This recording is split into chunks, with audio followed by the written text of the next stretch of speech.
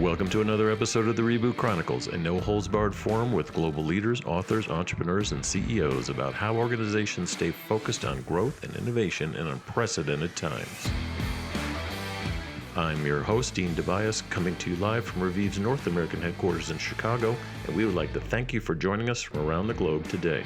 I'd like to welcome the CEO of Outthinker, Kyan Kippendorf. He's a best-selling author of various books, including two of my favorites, Outthink the Competition. And even though, as many of you know, I'm a big proponent of co-created growth, his latest book, Driving Innovation from Within, is spot on. So Kyan, it's good to see you. Thanks for joining us today. Hey, thanks for having me here, Dean. Great to be here. I'm not sure where to start with you. You and I cross a lot of parallel paths, and as you know, I have a specific bias to large companies and how you and I help them kind of grow, either at Kellogg or in your teaching or in consulting or in book writing. And so my bias has always been there. We call them BFSs, big fat slow corporation. These traditional companies, many of them think they're dead. They just don't know it. But what we do is kind of help them reboot their growth and innovation. And so I just want to kind of give the audience a little opening of, the two books I think are most appropriate there is, Outthinking the Competition, which you're probably rebooting again, given where we are today, and Driving Innovation from Within, even more poignant these days. One of the things you mentioned there is you did a lot of analysis, I think, for both books, really. And you've said, well, of all the companies I looked at, there's really 13 of them that I view as innovative. And I think that's honestly fascinating. So tell us about that. So I looked at companies that appear on most innovative lists from Fast Company and Forbes. And I looked at who appeared multiple times over 5 years. Because I think innovative, I choose to define innovative as it's recognized as something fresh and new, it's adopted, and that adoption is valuable. Kind of, Steve Jobs said, innovation is creativity that ships. If it doesn't ship, can we really call it innovative? We can call it, new. But so I looked at companies that are considered innovative, and then I measured, do they outperform their competition? And I looked at 4 metrics, but things like, do they grow faster? Do they have higher EBITDA margins? Do they have higher total return to shareholder? And I said, look, if you really are innovative and your innovations are making it into the market and creating value, you should outperform across at least 2 of those dimensions. And only 13 companies of 367 meet that criteria. So it's not that I'm saying I think they're innovative. What I'm saying is people think they're innovative, and of the companies that people think are innovative, these are the only ones that are proven to outperform their peers over an extended period of time, in this case 5 years. And you brought up a good point there. It's like, is there value and are people buying it? One of the first things I teach students is there's a difference between an invention and innovation. And they're, okay, I get it. I'm like, that's not enough. And then there's business innovation, which means there is value. People are willing to pay for it at a return that you can actually make money at. So it sounds like you really drilled down into, hey, you might be, coming up with some cool ideas, but is it really driving core business innovation? I'm just curious, a little topical here, but just, do you think COVID has really been a wake-up call to a lot of these big companies in terms of them turning on their agility button and, cranking up their ability to adapt, which has always been one of the issues? Yeah, I think so. I hope so. I think that large companies are benefiting from COVID to a greater extent than small companies are. So I think a lot of them are seeing that post-COVID, Walmart's still open, but all the small and mom and pop stores around Walmart have been shuttered. So large companies, if they play it right, they're seeing this as an opportunity to steal market share, and they know that they either have to be more innovative and agile, or there is a greater opportunity now to be more innovative and agile. Yeah, that's a good point. And speaking of retail, we've noticed through the Reviv index that, during the pandemic, both Walmart and Amazon and others, but let's take those two as a core, became more of a utilitarian play. There's like people needed that down at the bottom of the Maslow hierarchy of needs. Right. And a lot of consumers shifted their behavior. They shifted their brands to what the heck was available. And there's a lot of clawing out of that right now going on. People did what they call consolidated shopping, where they make fewer trips. And now there's stores and brands and clients like yours that are trying to get these consumers to come back to their brands and come back to their physical store. What do you think about that in terms of their ability to adapt? Yeah, I think it all depends on shopping behavior and human behavior. And I think that at some point people will want a physical experience, but this is a great time for us to experiment. And some industries like banking, they've been wanting to close their branches for a long time, and this is a perfect excuse for them to do it. So hopefully, if smart companies will say, hey, we shouldn't open our stores, we shouldn't bring people back, this accelerates to the state that we knew we should have been in maybe 5 years from now, but now we're here this year. What's that? So when you're looking at rebooting companies, what's the difference between a thinker and an outthinker?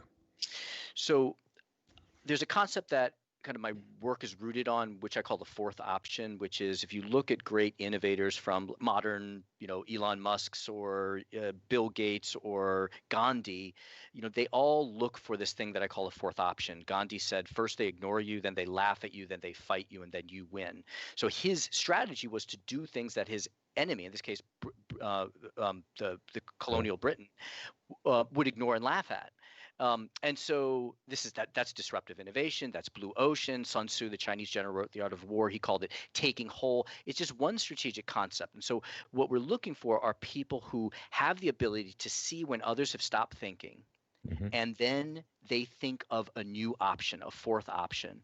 And the way to do that, I think, is that or kind of the root of my work is the idea that language are tools that change how we think. And so the way to outthink is to adopt the new language that allows you to see things differently. So I can give you, tons of examples, but in sports, in technology, in business, the people who adopt the emerging language earlier, they think differently, they see fourth options, and they get ahead. So it's kind of like Plan D, fourth. Why is it the fourth?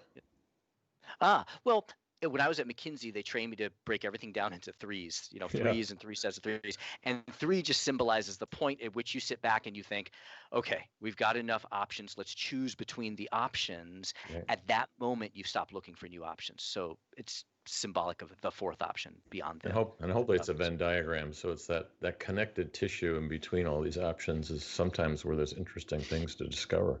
Yeah, it's true. Yeah, when I apply my strategic methodology, it's a little bit like dot painting. You come up with a whole bunch of different innovations, and then you see a picture emerge from it, and it looks well designed in looking back 2020, but actually it's a putting together a Frankenstein of a whole bunch of ideas that then we call one thing. Yes, I've built some Frankenstein products before. Wasn't very proud of them when we were done. What happened to those paint by color dot things? Those are so cool. I'm sure they're out there somewhere. But so, as you know, I focus a lot on co-creation, dancing with startups, bringing employees into the mix of the global ecosystem in order to grow and innovate, and not just from within, so to speak.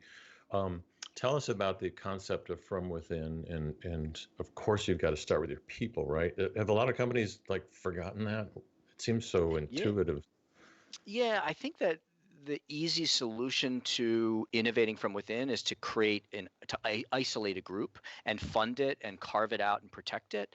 And that's kind of the way to get started. But I think that we have evolved now to a stage where, okay, we've done that, we put on the Band-Aid, now we can solve the real problem. And that really is activating innovation broadly across your company. One of your former colleagues, Rob Wolcott, he describes these 4 different approaches. You can either have a lot of money with a few people and do a kind of Google X kind of thing, or you can have very little money but for everyone. And so when I look at those 13 companies that are most innovative or that are proven to be innovative, with just a few exceptions, they really approach innovation around activating everyone to innovate. Everyone's an innovator, as opposed to, hey, you're the innovator and therefore you not being in that group or not. Yeah, many companies, depending on the culture, they kind of sequestered it away. We've got a whole, by the way, Rob Wolcott is, I don't know if I'd call him an old colleague. He's still a colleague, but he's definitely not too. Yeah. I'm kidding. Yeah. So, but the whole concept that we try to push people to is you've got to decide as you are growing and building and evaluating things, should you build it yourself? Should you borrow it through a some type of a partnership, or should you buy it? So the whole build, buy, borrow uh, thing tends to move toward, hey, we need to do better, partnership development, and it's for some companies, a lot of people think they're super smart, innovative, and they are. But for many, let's take Google. Most of their best most of their best innovations, new product, things that actually generate revenue were acquisitions like YouTube, Yep. Yep. versus their people. Their Facebook app was not a killer. They shut that down. Whereas someone like Amazon, he's actually done a really good job at using things like you mentioned, business model canvas and the 10 types of innovation. They're actually using tools to figure out, this is where we need to grow, this is what we need to do. We can do most of this ourselves, and they've done it. Yep. Yep. Then Yeah. they did a ton of acquisitions too, but I just find that mix. I mean, there's strategy, and then you're talking more about, yeah, but then you have to let people actually get stuff done, right? Yes, that's right. And what's interesting, the research that led me to this next book was, and I could go into it in more detail, but basically looking at the most significant innovations of the last few decades, like the internet, like email, like MRIs. When I backtracked, I found that 70% of those innovations were generated not by entrepreneurs, but by employees. Right. But then if you follow the path, who develops it and then who scales it, over 50% of those innovations are then scaled by competitors.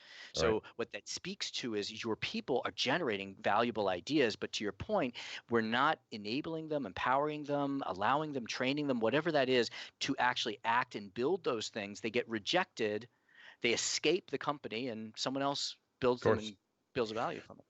Yeah, I mean, 2 points there. One is, there's like the VP of no, or the VP of that'll never work. That still resides in many big companies. I still get it. You still get it. But the interesting point you just made is most of the innovation came from somewhere else, or components of it. So if you trace back products like Apple's first iPod and the iPhone, most of the technology you trace that back to was built by the government. You mentioned the internet, for instance, and then Mm-hmm. some of it by mistake, some of it was grabbed by mistake, some of it was very deliberate. But actually bringing together all the components was Yes. something they couldn't have done on their own. They just couldn't have done it. So Yeah. it's Yeah. fascinating. And I think that goes back to your point earlier is, that if we think of innovation as just new and different, then it sets us on in proper path. And I think I did a workshop many years ago, and this is not confidential, at Microsoft, just a training program. And Sure. we had a group of people, and just ripped from the headlines kind of case to work on was, how should Microsoft respond to what was going to be released soon, the Apple, we thought it was going to call it the Slate, it became the iPad. Right. And the overall conclusion was, as your point, this is not new technology. We already have this. It's existed. It's a small market segment that hasn't been growing. It's not going to grow. And so when we look at it, is it breaking edge technology? I think we miss the part of what is maybe more valuable innovation is, how do I take that idea and combine it with an interesting strategy with other components, make it something that customers will love and they'll adopt, and think innovatively about the business around the technology. Right. So, and a lot of that innovation ends up focusing on business model shifts, which frightens many companies, right? You've talked about this. Yes, yes. Yeah, because we have traditionally believed that a company's defined by their business model, right? Yeah.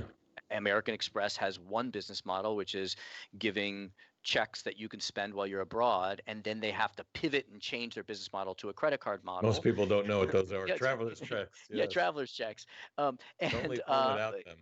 Okay. exactly. But now I Wow. think that smart companies, Microsoft, I think is a good example of that. Is they have an ecosystem of business models that can exist under the same roof, can compete with each other, multiple ways of monetizing, of organizing, of delivering. And so I think we're starting to see greater innovation, because one of the barriers that I found was what I call business model conflict, or value blockers, what I ended up calling it, was Yeah. the idea that, oh, if it's not going to fit with our current business model, we need to make it fit our business model, and then we end up with a business model that's not appropriate for the idea. But there are ways around that by training people to use Alex Osterwalder's methodologies and strategizers methodologies to use the lean canvas to rethink the business model. Right. And even the concept of business model didn't exist really until the 1990s, when we had the dot-com boom and everyone was designing new business models. Before that, business model was just something you happened upon, and then you were stuck with it. You took it for That's granted, changed. really.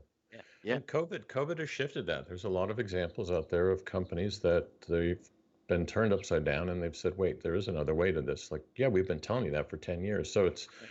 whether it's Right. acceleration of digital or the elimination of physical, there's just hundreds of things that have shifted to them. And any of your favorites out there that you're seeing happening in the marketplace? Well, I think it's interesting just seeing, how people are adapting to working virtually. And it was something that people would experiment with. But now that we're working virtually, we start having to change how we behave inside our homes, right? Like, it used to be that when you were at home, you were a father or spouse, Right. and then you went through the ritual of getting in a car and getting coffee, and then you were a work person. Now you have to be able to take one hat off and put the other on. I don't put up a sign, "Hey, I'm working now. Daddy can't talk." But you start seeing the social adjustment to allow for virtual working.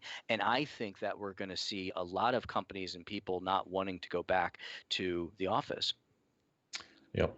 Yeah, they've realized that they're more productive. There's a whole downside trend to that, your reverse side, I should say, really. That's like some people need collaboration. Yes, yes. Some people just need time to actually drive between meetings and have some think time. And they're basically Yes. ending this podcast, pushing the button and doing another interview. So, Yes. but Yes. you wouldn't I, do that. You're a well, pro. You know how to get your well, buffer time in. we can learn. I think we see people learning to put in new rituals. Like, I don't know, maybe it's just like go for a walk. And what I do is I go down to my office, I close the door, and the first thing I do is I just read my news feeds, and it just sort of puts me into the mindset of work. I think everyone Yeah. will find their own, but it's a social experiment, and some people are gonna, as you say I need to go back to collaborating in person. But I think a lot of people are going to say, hey, this actually works if I adjust my life a little bit. Right. The and collaboration between industry groups is really important. I'm one of the founders of Innovation Excellence, now the Disruptor League. You've been on there for years, writing and talking, and Mhm. you've got your own groups. You've got Yep. Thinkers 50. You've got the Outthinker Strategy Network. Tell us about that. Yeah. So the Outthinker Strategy Network, we started about 3 years ago. It's a peer group of chief strategy officers of billion-dollar plus businesses. And when we started out, we said, let's just get a group together, and they can pick a topic. We'll find a thought leader. They can engage and learn from each other. And we were a little worried that, hey, either we're going to need people from the same industry, like all financial services, or we can only have one person per industry because of the competitive risk. But what we found is fascinating is that we've got media, we've got technology, we've got banking, we've got retail, we've got apparel, and they all care about blockchain. They all care about millennials. They all care about cultural transformation, and they can learn from each other across industries. And so that points to like the power of cross industry collaboration. And actually, it's been a long trend. And you've been part of this. Is the most substantial innovations over the last, if you track it over 30 years, are increasingly coming from collaboration rather than one organization, releasing the innovation. So, I think it's critical. But what if they don't have a chief strategy officer? Can they still join? Yeah, yeah, they can. It's basically the person who leads strategy. So sometimes there's a CTO, sometimes there's a CMO. The Yeah. strategy role is a little bit. It's a less developed role. Like, it used to be that your general counsel, you just sort of outsourced and legal to external counsel and managed external counsel, but then companies started building a professional general counsel office. My wife's a general counsel, and that trend I think we're seeing in strategy. It's formalizing now as a more, defined role. And what about Thinkers 50? What's going on there? Yeah, this is really, speaking of COVID and pivoting, this was really an exciting thing for us. Is that I get a lot of my revenue from public speaking, and I was sitting in my office where I'm here with my colleague, and we just had our seventh speech canceled, and we thought, oh my gosh, what are we going to do? And we just came up with this idea of let's put on a summit, raise money to help COVID charities. All of these great thinkers are available, and we had a relationship with Thinkers 50. Thinkers 50, The Economist calls them the Oscars of management thinking. They do a annual or biannual ranking of the 50 most influential thought leaders. And we had gotten to know them because I got on what's called their radar group of emerging thinkers with the hope that maybe I'll make it to the list in a couple of years.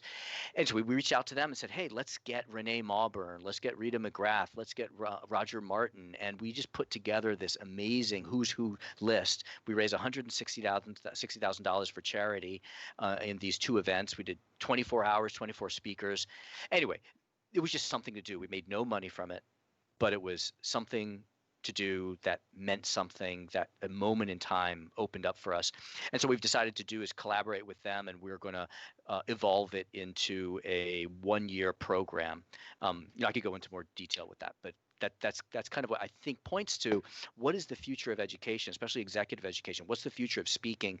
And COVID gives us an opportunity in a short period of time to experiment while everyone's online and try a new business model. Now let's dig into that. We're going to have the head of exec ed from Kellogg on soon, and it's an issue. Public speaking is an issue. Guys like us aren't out there, and the whole of the ability to actually present and engage is the technology's there, but the business model, some people are like, geez, I don't know if I should pay for this. Should I pay for this? So you just brought up a great example. It's like, hey, we put this thing together. We didn't care about the business model, and now it's leading to other cool things. Mm-hmm. What do you think about the future of education and higher ed? Let's just stick with that, of course. Yeah, I think that they're in real trouble, right? I think that companies are going to be, business schools or universities are going to be thinking, do I want to bring back tens of thousands of people to a campus and maybe be the source of an outbreak? We have this installed investment of buildings and stadiums and a campus. Massive. And that the burn rate has got to be massive. And now they're going to try to collect tuition from people who aren't going to get to access those things that they've invested in. Are people going to pay $40,000 for a virtual, experience? And I think that it's a big dilemma for them. We want to create an alternative that hasn't invested in those things. And if we can simulate, Bharat Anand's a professor at Harvard Business School. He runs now all of their online, and he wrote a great book, which I'd recommend, called The Content Trap. And one of his insights was when he built Harvard's HBX, which was their online business school offering, he realized that people didn't value hearing from the professors as much as they valued speaking to each other, the peer-to-peer. Exactly. And so, it takes a different mindset to think about, I call it coordinating the uncoordinated as opposed to creating the product and delivering it. I think it takes a different mindset. Yeah, Rob and I like to say, never leave serendipity up to chance. All right. So that's why the kin and the twin, which you've been to, is yes. So I noticed that too in teaching, and you set up breakout rooms and have them go in there. It just doesn't replace that, that connection. Yeah. I think there's a way to kind of get through it. The public speaking side's a totally different beast. I mean, that was a major chunk of your livelihood. Yeah. What are you going to do there? Well, things are starting. We're booking things for October, November. I think that with United Airlines announced recently that how that people are not coming back. I think that maybe October, November, December, we're not going to see events, but I think that there's still a job to be done that events serve, whether that is bringing people together, providing content, selling things. Software companies are still going to want to, sell to their user base, right? So there's going to be something that's going to replace it. And I think if I just focus on the content and delivery, that there will be a need for me in some form, and for all of us speakers. What are you working on? What's next for you? So a whole number of things. I'm really focused on the strategy network and building out this partnership with Thinkers 50 and really doing something interesting in online executive peer-to-peer learning. I'm Right. working on a book called Proximity with Rob Walcott, and he has this really interesting subject, which is the idea of proximity.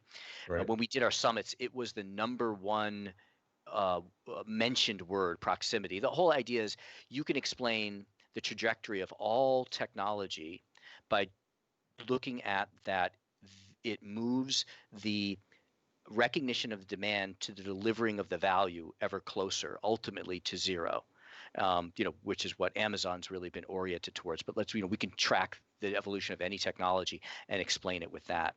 So that's what I'm working on. I've got a whole bunch of other books that I'm trying to not turn to because I want to focus on Trying this to next stay book focused. one at a time. Yes. Yeah, it's tough. And what's going on in the corporate consulting world? Is there more of it going on, less? It's because there's no meetings and everything's virtual. You don't hear a lot. A lot of I different types of projects, kind of retooling, rebooting. What should we do? I'm sure there's a lot of reactionary consulting going on. But what about Yeah, the what I've long heard term? from the consulting firms that I partner with or that I know, that they're as busy as they were before, but with shorter projects rather than longer term projects. Yep. As we start reaching clarity, we don't know if that's was supposed to be now, but now maybe it's December. Companies are really going to have to rethink their strategies and rethink their operations, and that there'll be immense need for consulting uh, when that comes to be. So from what I've seen, they're doing okay. I pivoted away from consulting a couple of years ago to focus on speaking in the peer network. Oh, you did. Okay. All right. Cool. Yeah. So what? Any other key takeaways from the most recent book about what companies should be doing right now? Yeah, I think I found 7 key barriers, and I think the ones that are the way they start is, I call it intent and need. I think that's the right thing to focus on, is building the intent in your employees, the passion, telling them that we're going to empower you to innovate. But the next layer that you have to put in is them understanding the need. Now, 70% of mid-level managers can't name even 2 of their company's top strategic priorities. Let me correct that. It's 55%. Right. So we have these complex plans. We ask people to innovate, and they come up with ideas that don't match our strategy. Well, of course not. They don't know our strategy. But I think if you can focus on those first 2 things, activating the intent and then simplifying the strategy to a simple statement of purpose, then you Mhm. can really unlock the potential, innovation potential of your people. And what else is important on that list? Is it is Um, it is it it, 7 because it spells it's innovate? 7. Yeah, it spells innovate. Yeah, just to make Aha! it easy to remember. I So we got I just did intent, the math need. there. Yeah, options. Well, there's one N. So options is helping enabling people to come up with fourth options. Value blockers I talked about a little bit before. That's the business model conflict and training people to remove the business model conflict. Act is what you talk a lot about. Taking action rather than writing a plan. Act, Critical. learn, build. Agile Yep. experimentation. Team is allowing this cross-functional team, allowing someone in marketing to collaborate with someone in operations, with someone in manufacturing to do something, kind of allowing that cross-silo Or people that team. don't work at the company. That's what Right. Yeah. Yeah. I think is Absolutely. more important. Absolutely. Your point about strategy is good, but also it's good to get that divergent. Here's some other ideas. Well, those aren't part of strategy. Like, I don't care. I'm working on the non-strategy stuff. I Exactly. like seeing that kind of stuff in the pipeline from employees. At least they're out thinking, as you would say. I agree. And going back to the point about it being a dot painting, let them paint Yeah. a dot. It might create a new painting, create a new strategy. The strategy will be kind of organically brought up from those ideas. You'll say, "Hey, this is a good idea. That's a good idea. That's a good idea." Actually, that's a theme. We have a strategy. And as a leader, as a CEO of emerging companies and back in the earlier days, Fortune 500 business units, like I think the job of the leader is to actually not come up with everything, but to actually say, that's an interesting idea. That's a good idea. I'm not even qualified to talk about this one, but to have the clarity and understanding that we can bring all this stuff to the table but eventually someone's got to make the right calls and pull the right things in or say we really should be talking to this company in Paraguay because they've got this great technology and you're seeing a lot of that going on. Yeah. Yeah. I think. Anyway, Yeah.